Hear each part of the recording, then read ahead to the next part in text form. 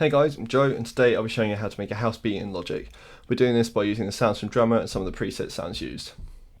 So make a new Drummer track, we'll go over and select Electronic and hit Create. And now we'll select Magnus if it hasn't done it for you already, simply because he's a favourite of mine. We'll also change the tempo to 124, which is quite typical tempo for a house track. Now you can of course design your own beats in Drummer by using the settings down here, but I prefer to create my own just because it makes them a bit more unique. So now I've got our drum track, we'll go over and open up the Drummer soundboard, and the main sounds we'll be using will be the kick, snare, clap, and these two hi-hats, so I'll just create a track for each of those.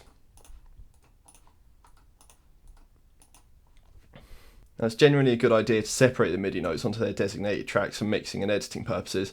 For the sake of simplicity and for this video, we'll do them all on the same one. So now we'll close this and delete the drummer line, and create an empty MIDI region on the kick line. Now typically in house you'll have a fall to the floor kick pattern, so we'll go ahead and put that in. Like so. Now to make it more realistic and give it a bit of rhythm, we'll increase the velocity on the first and third hit and decrease it slightly on the second and fourth. As it's already quite high on the first, we'll leave that alone and just decrease the second and fourth to about 80. There we go. And also decrease the third slightly just so it's a little bit less than the first. It's about, there we go. Next is the snare and the clap, and they're normally on the offbeat, which is the second and fourth hit, so we'll just put them in, like so. And you want to increase the velocity on them slightly just so they stand out a little bit more. Make them about 100. And lastly is the hi-hats. Now there are several ways of doing hi-hats in a house track, and the classic way is to use 4 hits per bar, all of which are on the offbeat. The others are to have them in 8ths or 16ths, depending on the feel of your track. If it's a faster feeling track, then using 8ths would be a good method to use, but for this we'll just use the 4. So we'll go ahead and put the 4 in, all on the offbeats. Like so. Now I like to add a lot of variation in my house beats, mainly in the hi-hats, as it makes them sound a bit more interesting. So for good variation you can add open hi-hats every now and then. So here I'll duplicate this track and just change these two to open. There we go, so now the beat will sound like this.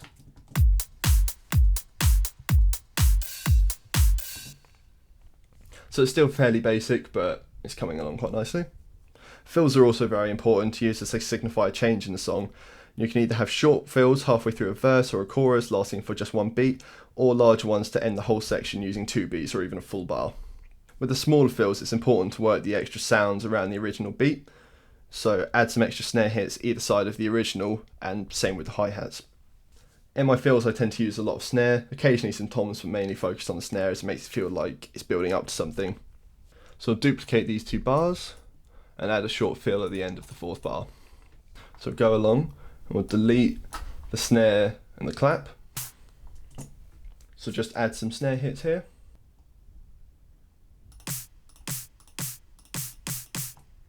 And we'll also change the hi-hats to make them a bit more suitable for a fill. So just move the open down here and add an open here. So here's what the fill sounds like with the bar. So it's still quite simple, but signifies that something's going to change. And lastly, after a fill, I tend to put a crash in as it signifies the new change and that something will be making an entrance, as it were.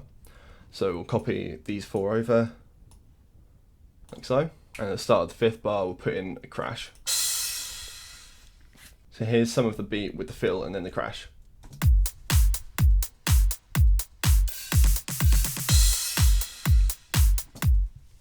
Now it's best to listen to artists you like and get ideas from their beats and put in your own variations on them to create a sound that's unique to you. So just play around with some different fills and hi-hat variations. I hope this video has been useful, and if you have any questions please leave me a comment on here or message me via my website. Thanks a lot for watching. Cheers.